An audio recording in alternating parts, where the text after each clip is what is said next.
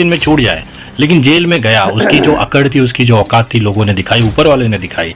अगर अभी भी इनकी आंख नहीं खोलते तो ये झंड है और इनकी जिंदगी झंड है रहेगी। तो यति नरसिंहा झंड और उसके चेलों की हालत देख लीजिए। आज कुत्ता नहीं पूछ रहा है उनको, उनकी हैसियत नहीं है कहीं पे अपने आने जाने की बात करने के। ये वही इंसान था जो कह रहा था कि लाखों रुपया फीस देके मैं एडवोकेटों की फौज रखा हूँ। कहाँ चले गए, कहाँ मर गए वो सारे एडवोकेट जो आज उसको बेल नहीं दिला पा रहे। अरे घमंड तो रावण का भी टूटा था सर, आज उसकी जिंदगी झंड हो गई, कुत्ता ना पूछ रहा है। तो आप अपनी औकात से ज्यादा जब भौंकोगे, ऊपर वाले को चैलेंज दोगे, प्रकृति को चैलेंज दोगे, तो ये सारी चीज झेलनी पड़ेगी। तब वहां पे ना मोदी काम आएगा, ना योगी काम आएगा, ना प्रशासन काम आएगा। रखी है काहे नहीं छूट गया, बिल रिजेक्ट हो रही है हर जगह से, इनकी फौज गायब है, इनके लोग गायब हैं। मैं दावे के साथ और चैलेंज करता हूं कि अगर इसके चेलों में अगर सही में किसी ने माँ का दूध पिया होगा, सही में अगर कोई एक बाप के औलाद होगा ना, तो छुड़ा के दिखा देवे। सिंहानंद जेल चला गया है। हिंदू धर्म का जो प्रकांड पंडित जिसको ये समझते हैं पुष्पेंद्र, उसको मैं कई बार डिबेट के लिए चैलेंज किया हूं। अंधभक्त गोबर भक्तों को यहां तक मुझे शर्म आती है कि प्यारे दोस्तों, आज मैं आपके सामने ऐसी वीडियो लेकर आया हूं कि इस वीडियो को जब आप लोग देखेंगे तो आप लोगों के दिल में यह बात बिल्कुल वाज़ेह हो जाएगी कि हमारे मुल्क के अंदर आज भी ऐसे हिंदू भाई हैं जो कि मुसलमानों से मोहब्बत करते हैं और ऐसे मुसलमान भी हैं जो कि हिंदुओं से बेइंतहा मोहब्बत किया करते हैं। दोस्तों, सारे लोग जानते हैं कि नरसिंहानंद ने पहले भी हुजूर की शान में गुस्ताखी की थी और उसने फिर से अल्लाह के नबी सल्लल्लाहु अलैहि वसल्लम की शान में गुस्ताखी की है और कुरान करीम को उसने बुरा भला बताया है। प्यारे दोस्तों, विनय दुबे और उनके एक दोस्त हैं कि जिन्होंने इस बात को बहुत अच्छे तरीके से बयान किया है। उन्होंने कहा है कि इस नरसिंहानंद ने जो आखिरी पैगंबर मोहम्मद मुस्तफ़ा की शान में गुस्ताखी की है, ये काफ़ी दुखदायक है। ऐसा नहीं होना चाहिए, ये ठीक नहीं है, बल्कि ये संविधान के खिलाफ है। हम एक दूसरे से मोहब्बत करते हैं, एक दूसरे के बुजुर्ग से मोहब्बत करते हैं। आइए विनय दुबे की इस वीडियो को सुनिए, उसके बाद थोड़ा सा तबसरा आगे करूंगा। है और इनकी जिंदगी झंड है रहेगी। तो यति नरसिंहा झंड और उसके चेलों की हालत देख लीजिए। आज कुत्ता नहीं पूछ रहा है उनको, उनकी हैसियत नहीं है कहीं पे अपने आने जाने की बात करने के। ये वही इंसान था जो कह रहा था कि लाखों रुपया फीस देके मैं एडवोकेटों की फौज रखा हूँ। कहाँ चले गए, कहाँ मर गए वो सारे एडवोकेट जो आज उसको बेल नहीं दिला पा रहे।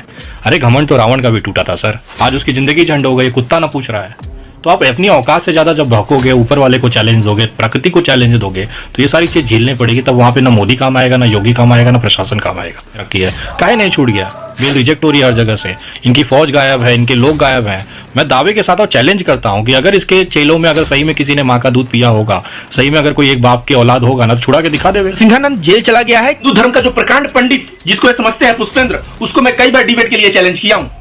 अंधभक्त गोबर भक्तों को यहां तक मुझे शर्म आती है कि अपने आप को हिंदू कहते हैं और गायत्री मंत्र का हिंदी पूछ दो तो वो नहीं बता पाते। उनसे पूछ दो कि क्या होता है महामृत्युंजय मंत्र का, हिंदी तो नहीं बता पाएंगे। तो इन लोगों ने जो हम लोगों को कहा है कि ये लोग नकली हिंदू है, बात समझिए। अब ये देश में हिंदू नहीं रहा। क्यों नहीं रहा? आरएसएस वादी की जो विचारधारा है ना, आरएसएस वाद जो है नफरत की विचारधारा है। कभी भी वो गीता का प्रचार किया है क्या? कभी भी उपनिषद का प्रचार किया है क्या? हिंदू हम लोग हैं जो हम लोग गीता की बात करते हैं, हम लोग उपनिषद की बात करते हैं, हम लोग प्रेम की बात करते हैं, हम लोग सद्भाव की बात करते हैं। इन जैसे जो हिंदू मुसलमान कराने वाले चेहरे हैं ना, इनके ऊपर रासुका और यूएपीए लगाया जाए, और ये ठीक उसी तरह से लगाया जाए जिस तरह से योगी जी ने लगाया था, और इनके घरों पर भी बुलडोजर चलना चाहिए। दुबे जैसी कि जब हम इनसे पहली बार मिले थे तब इन्होंने कहा था कि यति नरसिंहानंद जल्द ही जेल जाएगा और कल ही ये खबर सामने आई है कि यति नरसिंहानंद जेल चला गया है। तो आज हम जो इनसे बात करेंगे उसमें इनसे जानने समझने की कोशिश करेंगे कि आगे क्या होने वाला है।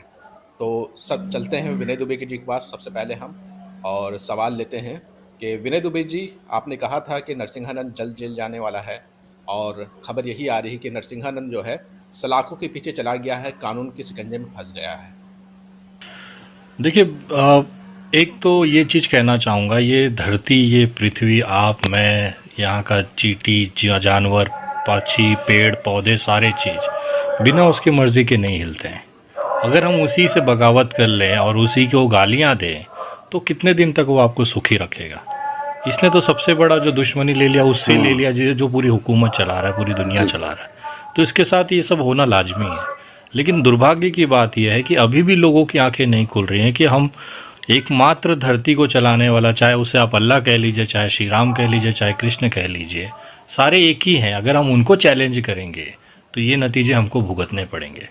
और मैं दावे के साथ कह सकता हूँ कि आप जो यति नरसिंहा झंड है, उसके जितने चेले चपाटे हैं, चाहे वो 10 दिन में या 5 दिन में छूट जाए, लेकिन जेल में गया, उसकी जो अकड़ थी, उसकी जो औकात थी, लोगों ने दिखाई, ऊपर वाले ने दिखाई। अगर अभी भी इनकी आंख नहीं खोलते तो ये झंड है और इनकी जिंदगी झंड है रहेगी। यति नरसिंहानंद का एक स्टेटमेंट जो है काफ़ी ज़्यादा वायरल अभी हो रहा है, जिसमें वो कहते हुए नज़र आ रहे हैं कि उसे देश की संविधान और सुप्रीम कोर्ट पर भरोसा नहीं है। मत रखे सर, इसी के लिए तो कोर्ट कानून बचे हुए हैं। अगर उसको संविधान पे भरोसा नहीं है तो अभी 2 दिन पहले ही सुप्रीम कोर्ट में जो अटॉर्नी जनरल हैं उन्होंने इसको परमिशन दे दी है कि उसके ऊपर कंटेम्प्ट ऑफ कोर्ट का मुकदमा चलाया जाए। अब मत रखिए विश्वास, आपको सुप्रीम कोर्ट का ही जो मतलब जो प्रकोप है वो झेलना पड़ेगा। कानूनी प्रक्रिया से ये देश चलेगा, क्योंकि देश जो है ना संविधान से चलेगा, और संविधान के दायरे में रह के जो भी व्यक्ति रहेगा उसका स्वागत है, और नहीं रहेगा तो यति नरसिंहा झंड और उसके चेलों की हालत देख लीजिए। आज कुत्ता नहीं पूछ रहा है उनको, उनकी हैसियत नहीं है कहीं पे अपने आने जाने की बात करने के। ये वही इंसान था जो कह रहा था कि लाखों रुपया फीस दे के मैं एडवोकेटों की फौज रखा हूँ। कहाँ चले गए, कहाँ मर गए वो सारे एडवोकेट जो आज इसको बेल नहीं दिला पा रहे हैं। अरे घमंड तो रावण का भी टूटा था सर। हमने देखा था पिछले लोकसभा चुनाव में निरहुआ जो वो यादव करके जो भाजपा का उम्मीदवार था, वो बोलता है मैं ऊपर वाले के लिखे को मिटा सकता हूँ। आज उसकी ज़िंदगी झंड हो गई, कुत्ता ना पूछ रहा है। तो आप अपनी औकात से ज़्यादा जब भौंकोगे, ऊपर वाले को चैलेंज दोगे, प्रकृति को चैलेंज दोगे, तो ये सारी चीज़ झेलनी पड़ेगी। तब वहाँ पे ना मोदी काम आएगा, ना योगी काम आएगा, ना प्रशासन काम आएगा। यति नरसिंहानंद के ऊपर जो धाराएं लगी हैं उस पर भी कई लोग सवाल खड़ा कर रहे हैं कि उनको ऐसी धाराओं में जेल में डाला गया है जिससे उनको आसानी से बेल मिल सके। देखिए, ये अभी तक सोशल मीडिया के माध्यम से एक भ्रम फैलाया जा रहा है कि उन पे महिलाओं को लेकर आपराधिक मामले दर्ज हैं। ऐसा नहीं है। पत्रकार के ऊपर हमला करने के लिए, गाली गलौज करने के लिए बीबीसी के पत्रकार पे अभी रिसेंटली उनके ऊपर एफआईआर और दर्जनों एफआईआर लास्ट 3-4 दिनों में दर्ज हुई हैं, जिस पे धीरे धीरे प्रक्रियाएँ शुरू हुई हैं। हरिद्वार का हेट स्पीच, उसके बाद पत्रकार का जो गाली गलौज और जान से मारने की धमकी का जो मुकदमा है, उसकी तो अभी गिरफ्तारी और जेल बाकी रह गई है। अभी पहले मुकदमे, सोचिए महिलाओं के मुकदमे में एकदम बोलते हैं ना जो हल्की धाराएं में रखी है, काहे नहीं छूट गया। बेल रिजेक्ट हो रही है हर जगह से, इनकी फ़ौज गायब है, इनके लोग गायब हैं। मैं दावे के साथ और चैलेंज करता हूं कि अगर इसके चेलों में अगर सही में किसी ने माँ का दूध पिया होगा, सही में अगर कोई एक बाप की औलाद होगा ना, तो छुड़ा के दिखा देवे। कानूनी प्रक्रिया देश संविधान से चलेगा, मैं हमेशा कहता रहा हूँ, और इनकी हैसियत नहीं है कि ये छुड़ा लेवे। हम बात करते हैं रविकांत भारती से। ये भी लगातार सोशल मीडिया पर अपने पेज से आवाज़ उठाते रहते थे, और वो जो आपत्तिजनक बातें इस्लाम के ऊपर या अन्य धर्मों के ऊपर या असंवैधानिक बातें करते थे, उसको लेकर के अपने सोशल मीडिया से लगातार वोकल रहे हैं और लगातार उनको जवाब देते रहे हैं। लेकिन आज तो नरसिंहानंद जो है वो जेल चला गया है। आपको क्या कहना है इसके ऊपर? नरसिंहानंद जेल चला गया है क्योंकि वो जो है भारत के संविधान के समक्ष सभी लोग नागरिक हैं, और वो नागरिक धर्म की बात नहीं कर रहा था, वो हिंदू राष्ट्र की बात कर रहा था, मनुस्मृति को संविधान से बदलने की बात कर रहा था, और ऐसे ऐसे आतंकी बातें कर रहा था जिसका परिणाम भारत के संविधान ने दे दिया। जो एक आम नागरिक के साथ सुलूक करना चाहिए कि एक आम नागरिक दूसरे के प्रति अगर जो है हेट फैलाए तो उसके साथ जो नतीजा होता है, तो संविधान जो है नागरिकों के प्रति जो कानून है वो कानून लागू हुआ, अंदर चले गए। तो ये तो मैं बोलूँगा कि ये डिज़र्व करते थे। विनय जी, मैं ये जानना चाहूँगा कि वसीम रिजवी की गिरफ्तारी हुई है हरिद्वार में हेट स्पीच के मामले को लेकर के, लेकिन बहुत सारे लोगों को कहना है कि उन्हें का बकरा बना दिया गया है। यहाँ तक कि यति नरसिंहानंद भी जब फर्स्ट टाइम जब वसीम रिजवी को गिरफ्तार किया गया था, तब वो कह रहे थे कि मुझे भी गिरफ्तार कर लो। हालांकि उसके कुछ दिनों के बाद उनको गिरफ्तार किया गया। तो क्या लगता है कि उनका बकरा बनाया गया है क्या? मेरे नज़रों में वसीम रिजवी जो है वो दिया, जब इस देश की सारी मीडिया, बड़ी बड़ी media channels, Bharatiya Janata party के बड़े बड़े केंद्रीय मंत्री, बड़े बड़े सांसद, विधायक, उसके बाद में आरएसएस, बजरंग दल, ये सेना, वो सेना, बहुत सारे लोगों ने जब पूरे देश में ये बता रहे थे, गला फाड़ फाड़ बता रहे थे, अपनी हथेलियाँ निकाल निकाल बता रहे थे कि हिंदू खतरे में है, तो इस चूतियों को क्या पड़ी थी मुसलमान से हिंदू बनने की। तो इसकी जो बेवकूफ़ी, इसका जो अंडरस्टैंडिंग है, वहीं पे समझ में आ गया कि जो कौम भारतीय राजनीति के हिसाब से, मीडिया के हिसाब से खतरे में है, ये कहाँ जाके अपनी मरवाएगा तो इसके साथ क्या होगा। इसको ना बकरा नहीं बनाया गया, इसे कुत्ता बनाया गया है। वो भी ऐसा कुत्ता जो ना घर का रहा ना घाट का रहा, ये ना हिंदू में रहा ना मुसलमान में रहा। इसका केवल सलाद बनेगा और टेबलों पे, राजनीतिक तौर पे, पॉलिटिकल टेबल पे इसको सजा के खाया जाएगा। इसका बस इतना ही रोल रह गया है। और रही बात यति नरसिंहानंद, जो ये छाती ठोक ठोक के कह रहा था कि मुझे काहे नहीं गिरफ्तार किया, वो एक गली का मामूली सा छटपुटिया सा गुंडा है। गुंडा भी नहीं बोल सकते, गुंडों का अपमान है साला। एक बोलते ना टटपुटिया चूजा है वो। उसको हम अगर इतनी गंभीरता से लेंगे, देश के तमाम मेरे मुसलमान भाइयों से कहना चाहता हूँ, इन जैसे टटपुटिया चूजों से ना डरने की ज़रूरत नहीं है। क्योंकि जब उसे पट्टा पड़ रहा था ना, तो उसकी पिछवाड़ा फटा हुआ था और अदालत में जमानत करने की भाग रहा था। अगर इसके पिछवाड़े इतना ही दम होता ना तो ये बेल एप्लीकेशन नहीं डालता था। अगर ये इसको इतना ही ये रहता था कि मेरे लोग मुझे मेरे बलि को कुर्बानी को ले लेंगे, काहे नहीं कुर्बानी दे रहा है। आज इसको सनातन धर्म कुर्बानी मांग रहा है तो इसका पिछवाड़ा पटा पड़ा है, 2 ही दिन में बेल एप्लीकेशन लगा दिया। इतना बड़ा ये शेर अपने आप को दिखाता था कि करोड़ों हिंदू इसके साथ हैं, एक 4 आदमी दिखा देवे जो इसके साथ खड़े हैं।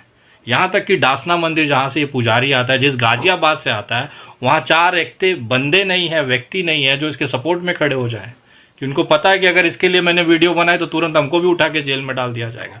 और जो लोग भी इसके समर्थन में वीडियो बना रहे हैं या बनाना चाहते हैं ना, उनको कहना चाहूँगा कि हरिद्वार पुलिस ने 13 लोगों के खिलाफ, अज्ञात लोगों के खिलाफ FIR दर्ज की है। और उन्होंने ये अज्ञात इसके लिए रखा है कि जो भी इसके समर्थन में वीडियो बनाएगा या जो भी इसके कृत्यों में संलिप्त है उनको भी उठा के FIR में दर्ज किया जाएगा। तो एक सावधानी पूर्वक आप वीडियो बनाइए। अगर आपकी इमोशन जाग रही है तो आप संभल के वीडियो बनाइएगा आगे से, क्योंकि हरिद्वार पुलिस और देश का सुप्रीम कोर्ट जो है, माननीय सुप्रीम कोर्ट, अब वो हरकत में आ चुका है। उसे समझ में आ गया है कहाँ गया योगी और कहाँ गया मोदी। बचा लेवे ना यति नरसिंहानंद को, जो अपने बच्चे जैसा उसको दूध पिलाए जा रहे थे। और सबसे बड़ा ये यति नरसिंहानंद आज इतना बड़ा इसलिए हुआ है, ये समय पर कार्रवाई नहीं होने का नतीजा है कि यति नरसिंहा आज देश के पूरे देश में घूम घूम के मुंह से संडास कर रहे हैं। तो ये हकीकत है योगी के फेलियर की, जिसकी वजह से इन जैसे चूतिया होते हैं।